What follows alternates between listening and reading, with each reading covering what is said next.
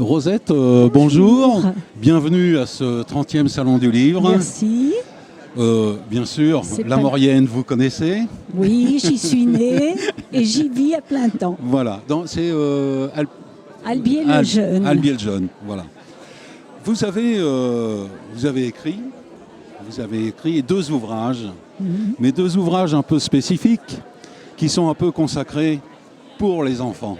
Exactement. Le premier, Grizzly, la petite souris qui a bon appétit. Vous pouvez nous dire d'où vient l'idée?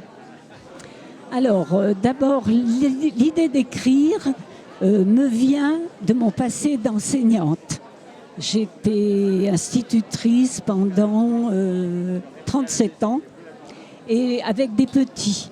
Donc, toujours dans l'ambiance de la lecture, prioritairement. Et les histoires, eh bien, j'ai commencé à les écrire quand je suis venue à la retraite.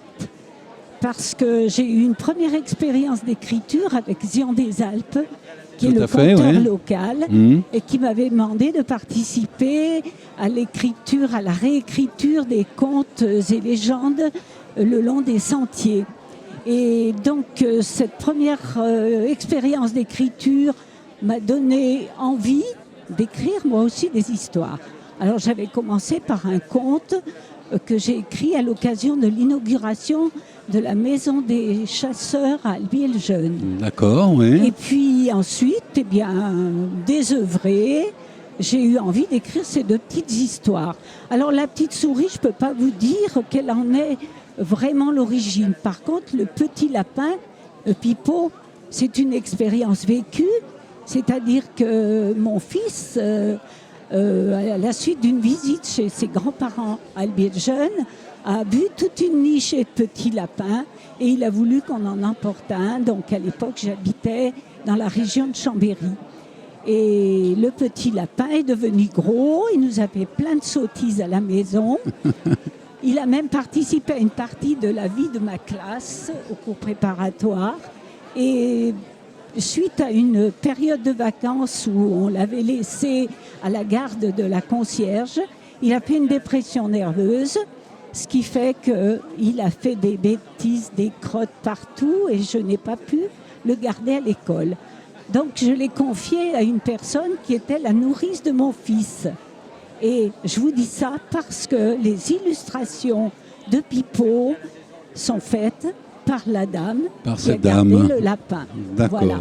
Okay. Donc ces livres sont restés dans les fonds de tiroir pendant, on va dire, une dizaine d'années. Et mes petits-enfants sont nés, ont grandi. Mamie, t'as pas une histoire nouvelle à nous raconter? Et je suis allée au fond du tiroir, j'ai sorti les histoires. Et quand j'ai vu le plaisir qu'ils avaient à les écouter, je me suis décidée à les éditer. Et j'ai voulu rester locale parce que j'y tiens. Et j'ai voulu me débrouiller toute seule pour les vendre avec le contact des gens d'ici, de mes clients, des gravures. Et donc, voilà, la première expérience, je l'ai faite avec Martine Reynaud. Oui. Et la deuxième, eh bien, avec la dame qui avait récupéré le petit lapin. C'est presque une histoire de famille. Bon.